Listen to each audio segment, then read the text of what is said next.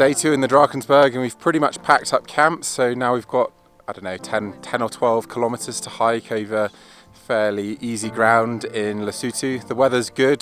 This inversion that we had this morning has bubbled up, and so we're getting a bit of shade every now and again, but I think this is going to burn off based on what I've seen happen here in the past.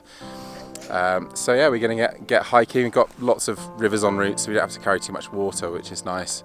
Probably stop for lunch part way, but it should be a good day.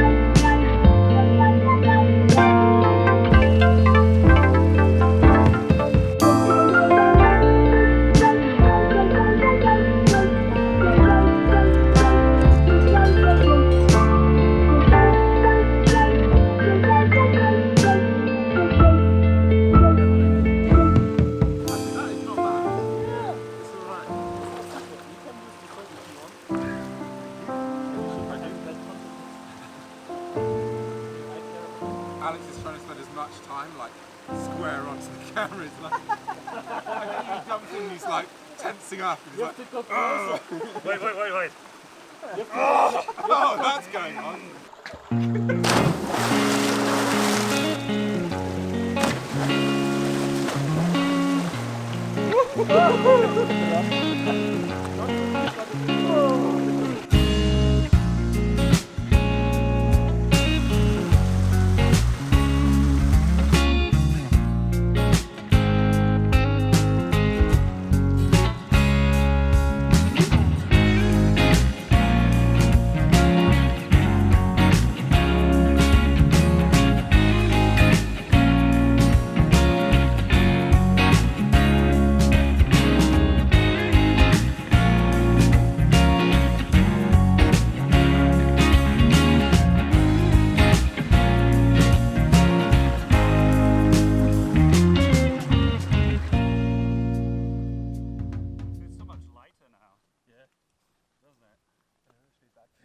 That's the kind of pep talk you need. Just wanted to give constructive criticism, like okay. Alex and me were talking about it. We're at one of the finest locations in the Drakensberg at the moment, but if I spin you round, you can see that we really don't have much of a view. Unfortunately, when you have inversions, they can bubble up when the sun's heat hits them, and that's what happened today. So we spent some time hiking in the sunshine and some time hiking in the cloud as well. So it was pretty beautiful actually, and nice to have the cooling effect of the mist, because it can be hot hiking in the sunshine. The African sun is obviously very intense. But much like the location we photographed yesterday, it's no bad thing really if you have a failed sunset here, because the best light always comes at sunrise, because the cliffs face the sunrise. So we've really come up here just so that we're familiar with our walk. It's about 300 meters from camp and up a little hill, so it's pretty easy, but still nice to know where you've got to go in the morning. And there is always the off chance, if you come up here, that the inversion can drop as the temperature drops off at sunset. So I mean, the odds are against us, but you never know. You know, you can see little bits popping out in the distance, but yeah, it's something to look forward to for tomorrow morning really. And I think we're all looking forward to dinner, because today was a long hike. It's really 2 days hiking compared to what I've done with groups in the past, but these guys are obviously very capable hikers and up for the challenge. But we are tired and hungry now, so we're looking forward to dinner and of course that sunrise tomorrow morning. And if we're really lucky, this inversion will hang around, drop a bit, and maybe we can shoot some stars tonight, but we will have to wait and see. The inversion has dropped a little bit, and we've got some really nice colour in the sky, although the camera's not quite doing justice to it, I must admit. But some amazing colour back in the sunset direction, although compositionally much harder to shoot that way. I may have a go, but really I'm focusing on just shooting this ridge here, composed really very similarly to what you're seeing here. So here's my camera set up here, and I'll just make sure it doesn't time out. So that's essentially what I've set up, and you can see the intense colours there. That's because I've partially used a polarizer, and it really helps to richen those sunset colours. So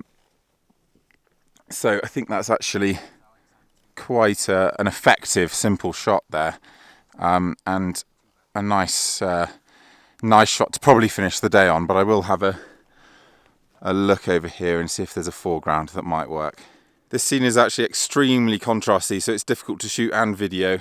I'm really just getting a record shot here, so I'm just trying to do a long exposure to get the mist rolling around, and just throwing some of these rocks in the foreground into the frame.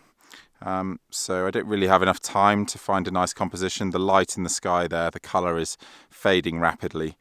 But I think this could still make for a nice record shot. Darkness is really setting in now, but the inversion is dropping and breaking up a bit. So I'm hoping that we'll be able to see the pinnacles that should be in the middle of that frame there in just a moment. But I'm going to shoot this with a long exposure. And hopefully it will continue to improve.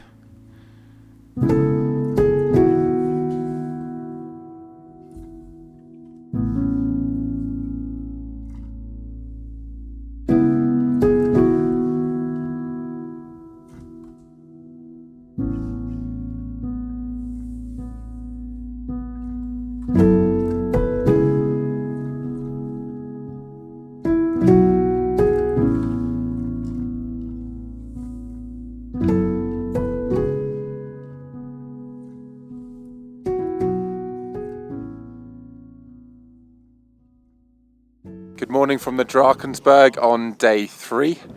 I have not had enough sleep because we were up last night trying to get some astro images, although the light pollution slightly spoiled our fun.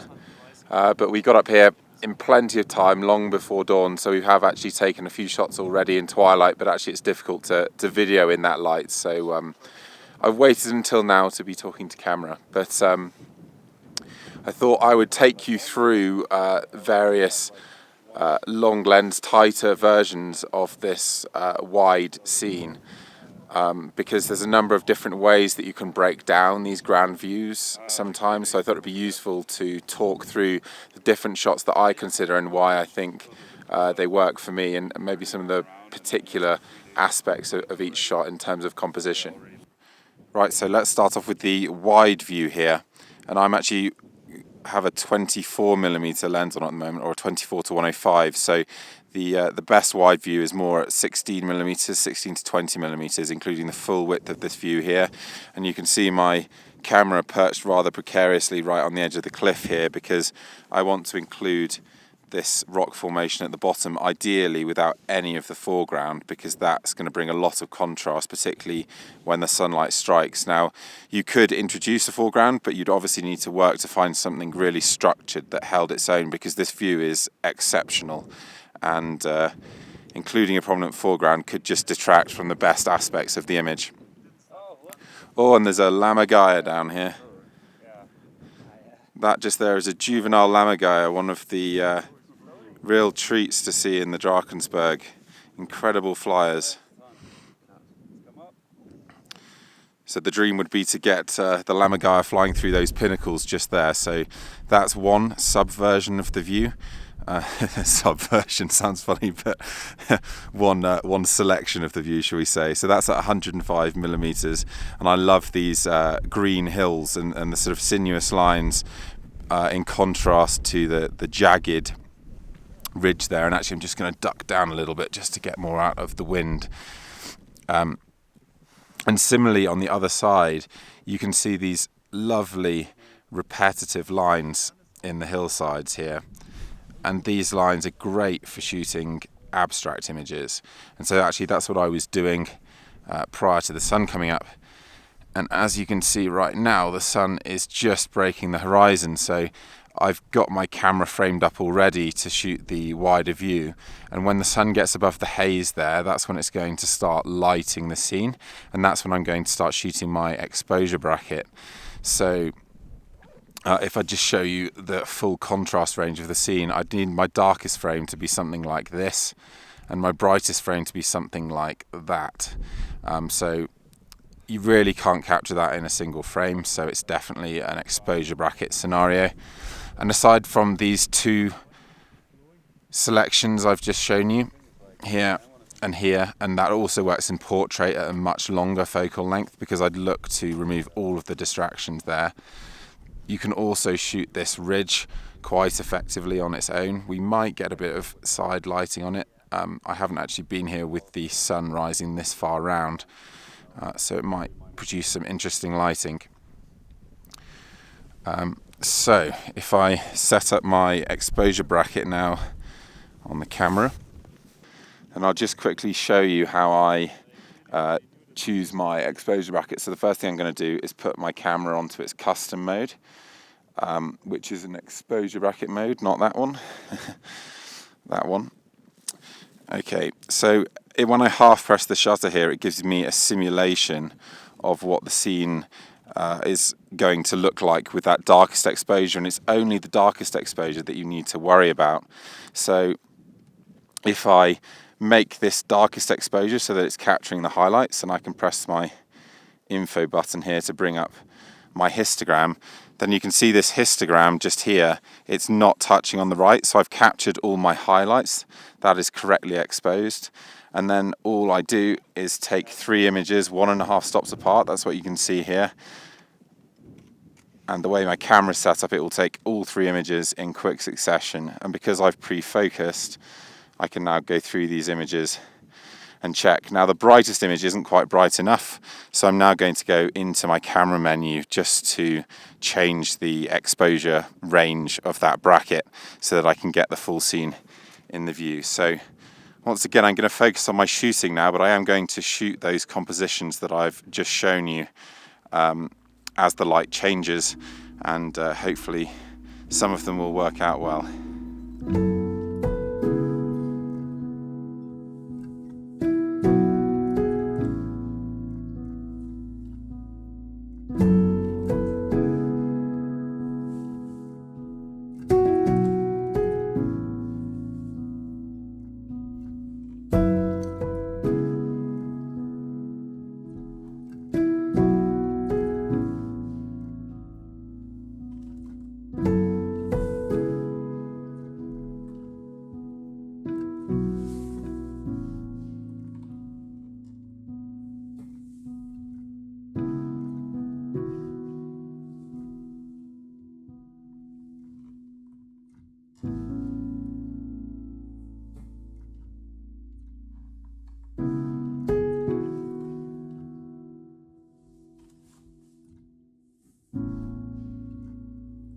And that was the end of our time at the Mbundini Abbey on day 3 of our hike in the Drakensberg, and I'll finish this video as usual with an image review, starting with this shot which we took at sunset on that first evening when we just arrived at the Mbundini Abbey, and the inversion lowered and we started to see the cliffs emerge in the background, and also it revealed this fantastic colour in the sky at sunset.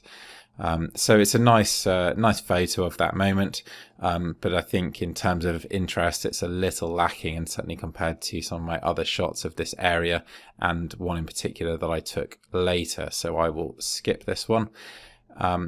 This shot I was kind of rushing to make sure that I got the colour in the sky up here, and you can see in the video that I actually videoed after this colour had already gone.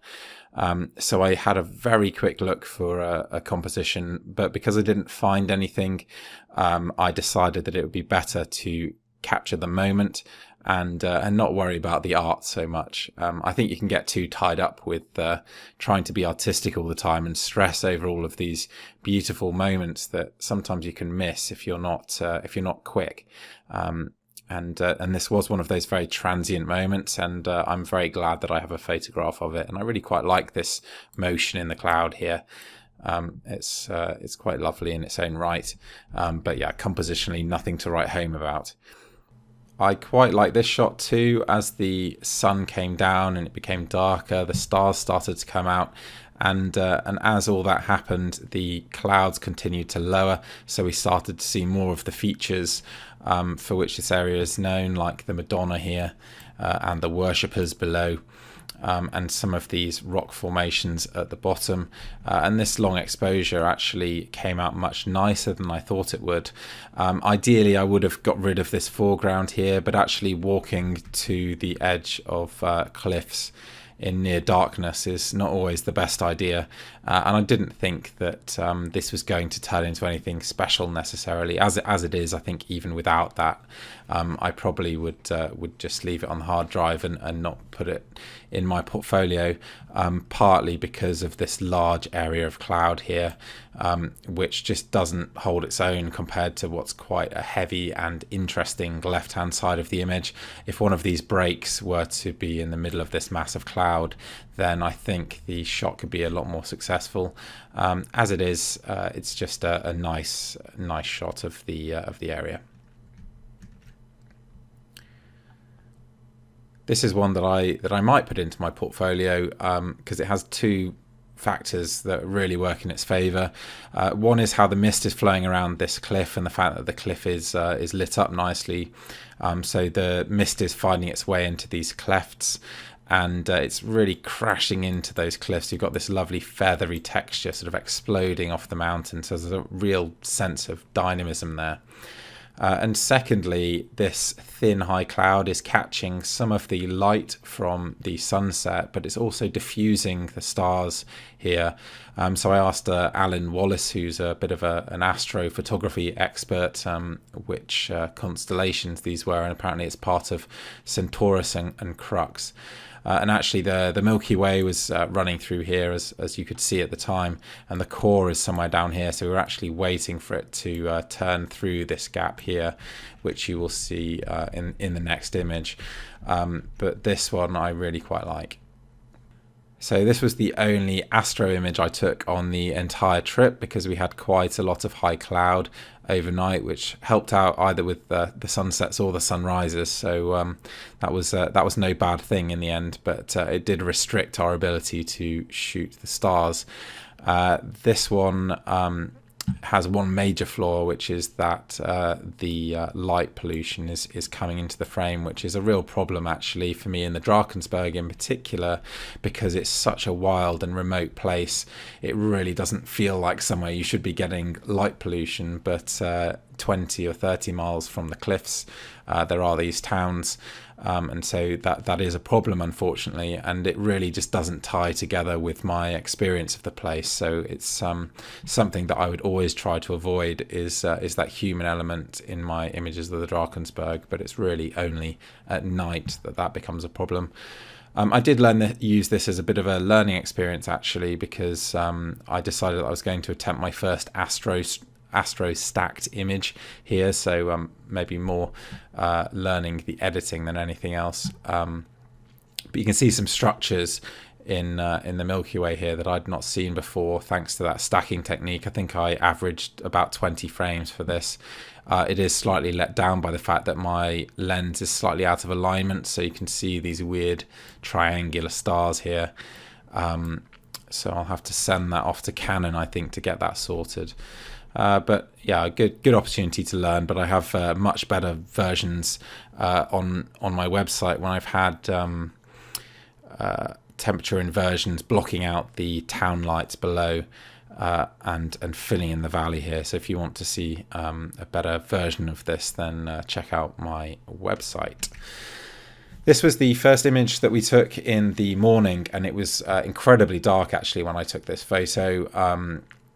And these colours that you see on the horizon, the sort of purple colours, they're actually there, visible It's a really, really beautiful thing to see, and something that I only see in the Drakensberg, actually. Perhaps that's due to its altitude and the air clarity. I'm not exactly sure. But that's something stunning in its own right. But I think what makes this shot actually is this central portion, these lovely hillsides just catching soft directional light. I think that's a really beautiful aspect to have right in the middle of the shot. And then compositionally, I'm pretty happy with where I've arrived at now through lots and lots of visits to this location. If I wasn't happy with this wider composition now, then I maybe never will be, because I've photographed it so many times. I should have arrived at a shot that I'm happy with. And I think this is it. Sometimes I include a bit more space at the bottom here, but I think as it is, it's quite nice. Similarly, this is as good a direct sunrise shot from this viewpoint as I think I'm likely to achieve, largely because the sun is rising in a pretty optimal position here to light up the valley, but also it's nicely framed by these lines here, so I think the composition ties together pretty well. The color palette is nice, and I'm happy with the edit as well. In fact, I'm looking for a new vibrant photo to put on my my kitchen wall, because the kitchen is black and white, so it's nice to have some really bright colors on the wall. And this might well be a contender, because this is one of my favorite places that I've ever been to. Not hard to understand why, I'm sure. This is an example of the kind of simple shot that I'll often take as the best light passes. So for these sunrise shots, you really want the moment that the sun is breaking the horizon or has just come free of it, because then the sun still has a degree of softness to it, and it doesn't create this vast blown out sun area. But then when the light starts to get harsher, I will start shooting more abstract. That particular shot you saw there is somewhere in here. So if I go back to that one again, and I've photographed this in a variety of lighting conditions as well, but I think the sunrise light is probably the best time to get it. And I have other shots from the trip to select these kind of tight lens images from, but I quite like this one. And finally, another shot that I've taken many times, but this one again is really helped by the position of the sun. It's further to the left than it would usually be, and that's what's created this lovely edge of light that you can see in a few different areas of this image. So I think as a bright green version of this shot's going to go, I'm going to struggle to improve on this one as well. And I love the contrast between the sort of velveteen texture of these greens here and the harsh jagged nature of the rocks here. This is the worshippers. So that was a nice image to finish on, and I would love to hear more of your thoughts on how these videos are going. The feedback does help me to keep going, because I've spent an entire day editing and recording this particular video, so they're actually very time consuming still. I'm sure it will get faster, but it's quite a draw on my time, and I really appreciate the feedback that I've had so far.